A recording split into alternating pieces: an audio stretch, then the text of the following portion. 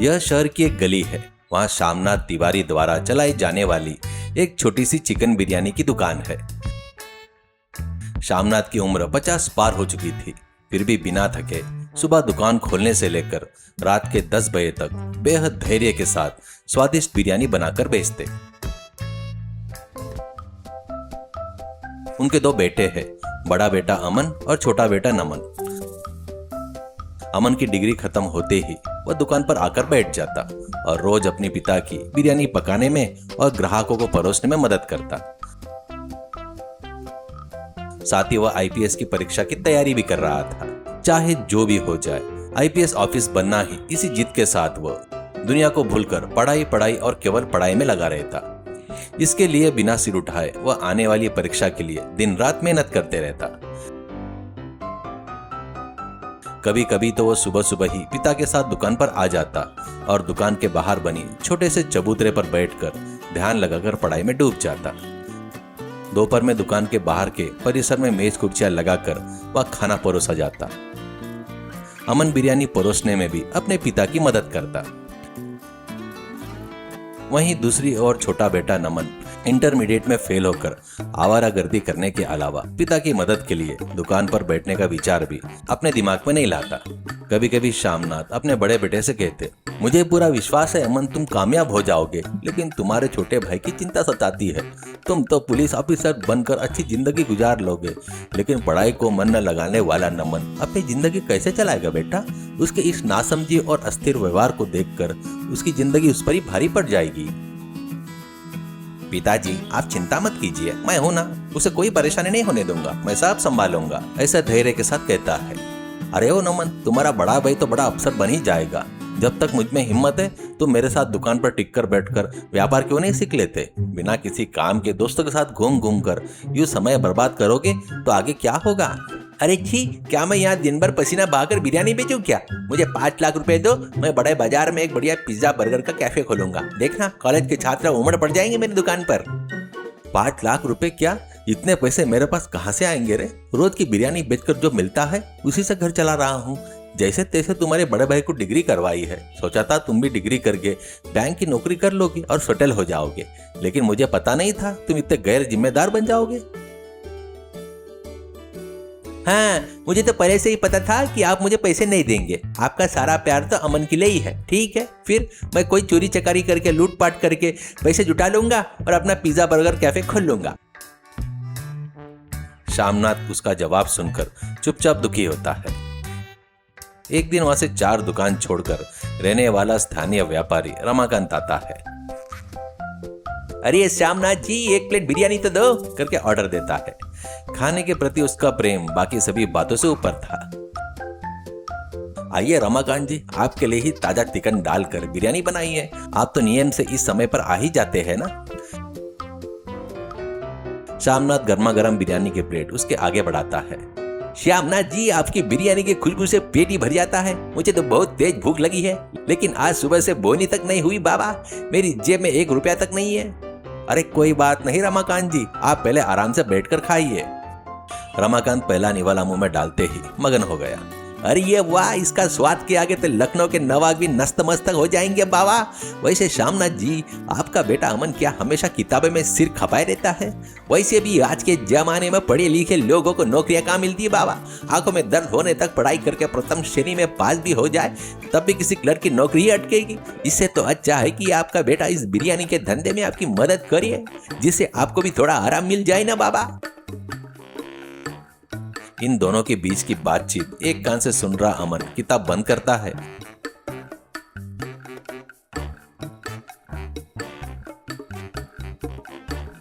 रमाकांत जी, बिरयानी तो पेट भर सकती है, लेकिन शिक्षा समाज और हमारी पहचान बनाती है। मेरा लक्ष्य एक पुलिस अधिकारी बनना है, समाज में न्याय की रक्षा करना है। इतने में सामने वाली गली में राजेश वस्त्रालय की नाम की बड़ी दुकान चलाने वाले राजेश पांडे बदहवस हालत में दौड़ता हुआ आया। उसके चेहरे पर एक गहरी घबराहट साफ दिखाई दे रही थी। अरे क्या किसी ने यहाँ मेरा ब्रीफकेस देखा? 1 घंटे पहले यहाँ बिरयानी खाने आया था, तभी एक अर्जेंट फोन आया। मैं जल्दबाजी में अपना ब्रीफकेस यहीं भूलकर चला गया। उसमें मुंबई से माल की डिलीवरी देने आए टेक्सटाइल एजेंट को देने के लिए 5 लाख रुपए के नगद थे। मेरी दुकान पर एजेंट इंतजार कर रहा है। पांडे जी, आप शांत हो जाइए। हम सब यहीं थे, लेकिन किसी ने आपका ब्रीफकेस ले जाते हुए नहीं देखा। अरे नहीं देखा, या तुम तीनों के अलावा और कौन था? अमन, तुम इतनी बड़ी पढ़ाई कर रहे हो ना, तुम्हारे पिताजी को पैसे की जरूरत है। क्या तुम लोगों ने ही मेरा ब्रीफकेस छुपा कर ये नाटक रचा है? अरे पांडे जी, आप ही वो ब्रीफकेस ले जाकर कहीं और भूल गए होंगे, कृपया हम पर शक मत कीजिए। अरे पांडे जी, शाम जी तो एक छोटा सा होटल चलाकर बच्चों को पढ़ा लिखा कर अच्छा आदमी बनाने का सपना देख रही है। ये बहुत भले इंसान है। और रही बात मेरी, मैं तो एक छोटी सी दुकान वाला हूँ। इतने भले से आप मुझ पर शक करेंगे क्या? मैं तो बस खाने का शौकीन हूँ, चोर नहीं बाबा। अरे हाँ, अभी थोड़ी देर पहले मैं जब यहाँ आ रहा था ना बाबा, तो एक लड़का बिल्कुल रामनाथ के बेटे जैसा दिख रहा था। मैंने उसे बाहर जाते देखा था। उसका नाम शायद नमन है। क्या वही था श्यामनाथ जी? हाँ, वो मेरा बेटा ही है, लेकिन उसकी माँ ने आज खाने में केवल चटनी बनाई थी, इसलिए वो गुस्से में आकर यहाँ बिरयानी खाकर अब ये भी गया है। अच्छा, तो तुम्हारा वह छोटा बेटा वही नमन, जिसके पास कोई काम धंधा नहीं है और वो रोज आवारा घूमता है। एक बार तुमने मुझसे उसे अपनी दुकान पर सेल्समैन को रखने की सिफारिश की थी ना? हाँ जरूर, उसने मेरा ब्रीफकेस उड़ाया होगा। मैं अभी पुलिस को फोन करता हूँ और तुम सबकी तलाशी करवाता हूँ। अगर मेरे पैसे नहीं मिले तो मैं सबकी दुकान यहाँ से हटवा दूंगा। राजेश पांडे की धमकी सुनकर सामनाथ की आंखों में आंसू आ गए। वे सिर झुकाकर चुपचाप खड़े थे। तभी अमन एक भावी आईपीएस अधिकारी की पैनी में पार की नजर के साथ आगे आता है। पांडे जी रुकिए, पुलिस को फोन मत कीजिए। आपका ब्रीफकेस कहाँ है और किसने लिया है, यह मैं इन्वेस्टिगेशन करता हूँ। अमन वहां से हटकर जमीन पर निशान को खंगालते हुए एक चक्कर लगाता है और वापस आता है। आपके ब्रीफकेस का सुराग मिल गया है।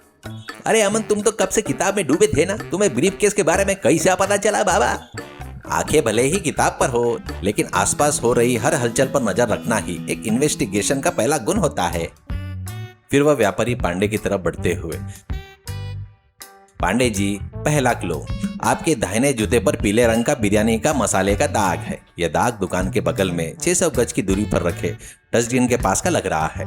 यहाँ जो लोग भी बिरयानी खाते हैं वह हाथ धोने के लिए डस्टबिन के पास छोटे सिंक के पास जाते हैं। आप भी बिरयानी खाते खाते फोन पर बात करते हुए उस डस्टबिन तक गए थे। वहीं आपके जूते पर बिरयानी का पीला मसाला लगा है ना? हाँ, मैं फोन पर बात करते हुए वहां तक गया था, लेकिन ब्रीफकेस कहाँ है? वही तो बता रहा हूँ, दूसरा किलो। अमन बिरयानी की मेज के कोने पर रखे एक बड़े थाली के तेल के डिब्बे की ओर इशारा करता है। आप जब फोन पर बात कर रहे थे ना, तो आपने सूटकेस को नीचे रखने के बजाय उस खाली डब्बे को ऊपर रखा और डस्टबिन की तरफ चले गए। लेकिन जो बात आपने गौर नहीं की वो यह थी कि उस डिब्बे के बगल में खड़ी एक साइकिल उस पर हल्की सी झुक रही थी। जब बिरयानी खाकर जाता हुआ एक ग्राहक अपने साइकिल निकालने लगा तो डब्बा थोड़ा सा हिला और आपका सूटकेस उस डिब्बे के पीछे रखे पुराने खाली ड्रम में जा गिरा। मेरे अंदाज से आपका ब्रीफकेस उस ड्रम के अंदर या उसके बगल में गिरा होना चाहिए। चलिए चलकर देखते हैं। सब लोग वहां जाते हैं। अमन ड्रम के तले से ब्रीफकेस को निकालकर बाहर मेज पर रख देता है। इस ब्रीफकेस पर तेल का दाग देखिए। जब डिब्बा हिला तो अंदर बची तेल की बूंदें इस पर टपकी। आप फोन की जल्दबाजी में ब्रीफकेस को वहीं भूलकर बात करते करते निकल गए। यानी यहाँ कोई चोरी नहीं हुई, ये केवल आपकी लापरवाही थी करके स्पष्ट कहता है। राजेश पांडे तुरंत अपना ब्रीफकेस खोलकर देखता है। उसमें 5 लाख रुपए नगद सुरक्षित थे। अरे, ये मेरी गलती थी। जल्दबाजी और नासमझी में मैंने आप लोगों पर बेबुनियादी इल्जाम लगाया। श्यामनाथ जी, मुझे माफ कर दीजिए। आपका बेटा तो सचमुच में कोई साधारण लड़का नहीं है। इसकी सोच और सूक्ष्म निरीक्षण क्षमता अद्भुत है। ऐसा कहते हुए माफी मांगता है। रमाकांत तालियां बजाते हुए, अरे वाह, बिना किसी हंगामे के, बिना किसी जगह बदले तुम तो 1 मिनट में केस सॉल्व कर दिया। तुम्हें तो वाकई में एक असली आईपीएस ऑफिसर के सारे लक्षण है रे बाबा। ठीक उसी समय अमन का फोन बजता है। अमन फोन निकालकर वहाँ आईपीएस का फाइनल रिजल्ट का मैसेज था। अमन की आंखों में खुशी के आंसू आते हैं। वह तुरंत अपने पिता के पैर छूकर आशीर्वाद लेता है। पिताजी, मेरा सिलेक्शन आईपीएस ऑफिसर के लिए हो गया है पिताजी। श्यामनाथ की खुशी के मारे अपने बेटे को गले से लगा लेता है। मेरा बेटा आईपीएस ऑफिसर बन गया। गरीब चिकन बिरयानी वाले का बेटा इतना बड़ा अधिकारी बन गया। वे बेटे का सिर चूमता है। अगर मेहनत करने का जज्बा हो तो कोई भी गरीबी हमारा रास्ता नहीं रोक सकती बेटा। अब समाज की ईमानदारी से सेवा करना बेटा। वहां बिरयानी खाने आए अन्य ग्राहकों ने भी यह सब देखा और अमन को बधाई दी। पिता और बेटे की खुशी और लोगों की तालियां की गूंज के बीच वो छोटी सी बिरयानी की दुकान गर्व और आनंद से भर उठी।